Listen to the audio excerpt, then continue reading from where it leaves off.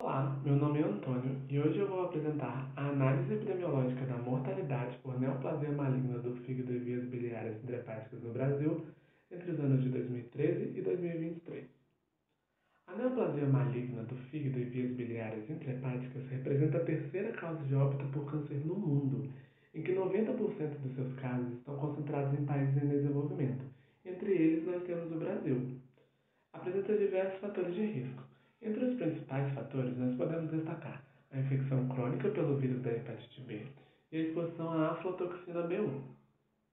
Trata-se de um estudo transversal do tipo ecológico, em que foi analisado o número de óbitos relacionados à neoplasia.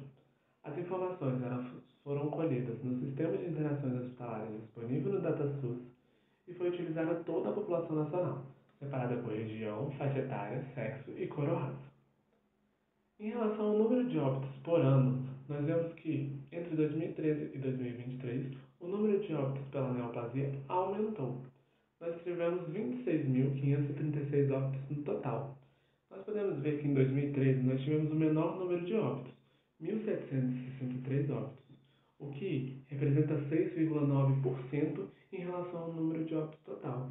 Em 2023 nós tivemos o maior número de óbitos, 2.738 óbitos, o que representa 10,3% em relação ao número de óbitos total. Em relação ao número de óbitos por região, nós vemos uma grande concentração na região sudeste do número de óbitos, devido à grande população que se concentra nessa região e pela transferência de neoplasia maligna de fígados e vias biliares intrahepáticas em estágio avançado, devido ao centro de referência existente no sudeste brasileiro. Nós tivemos 11.905 óbitos pela neoplasia no Sudeste entre os anos de 2013 e 2023, o que representa 46,6% em relação ao número de óbitos total. E no Norte, nós tivemos o menor número de óbitos pela neoplasia, 1.273 óbitos, o que representa 5% em relação ao número de óbitos total.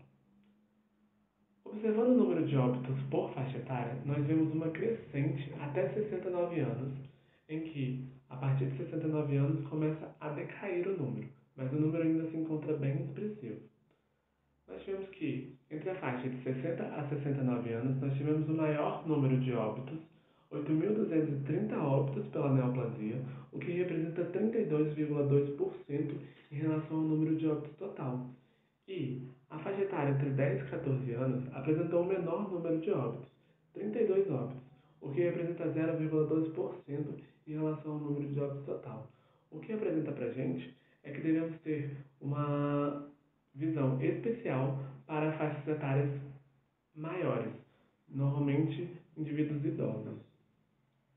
Em relação ao número de óbitos por sexo, nós temos que o sexo masculino apresentou o maior número de óbitos em decorrência ao sexo feminino.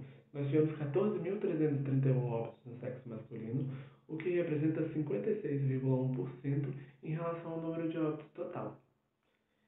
Em óbitos por cor ou raça, nós tivemos que a população branca concentra o maior número de óbitos, 11.241 óbitos pela neoplasia maligna de fígado e vias biliares intrahepáticas, o que representa 44% em relação ao número de óbitos total.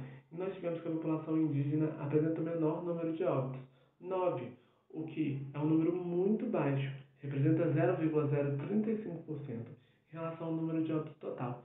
Porém, uma limitação apresentada nesse trabalho é que nós tivemos 4.295 óbitos sem informação de cor ou raça do indivíduo a qual veio a falecer, o que representa 16,8% em relação ao número de óbitos total.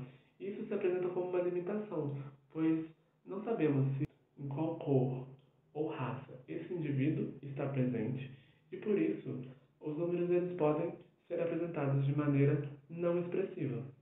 Como conclusão deste trabalho, nós podemos verificar que a maior mortalidade ela é presente na região sudeste do Brasil, com uma incidência maior em indivíduos com mais de 60 anos, principalmente a faixa etária de 60 a 69 anos, e no sexo masculino. Com isso, nós temos a necessidade de ampliar a conscientização populacional sobre os diversos fatores de risco que permeiam o desenvolvimento da neoplasia maligna de fígado e vias biliares intrahepáticas. Essa conscientização pode ocorrer com medidas em escolas e locais de trabalho, onde jovens e adultos eles vão ser informados sobre a exposição, a prevenção e o rastreio adequado para a neoplasia, para melhor detecção e prognóstico da doença. E com isso, nós temos o maior número de casos tratados e, com isso, nós vamos reduzir a mortalidade pela neoplasia, fazendo com que seja benéfico para a população. Eu agradeço a atenção de todos e espero que tenham todos um bom dia e um bom congresso.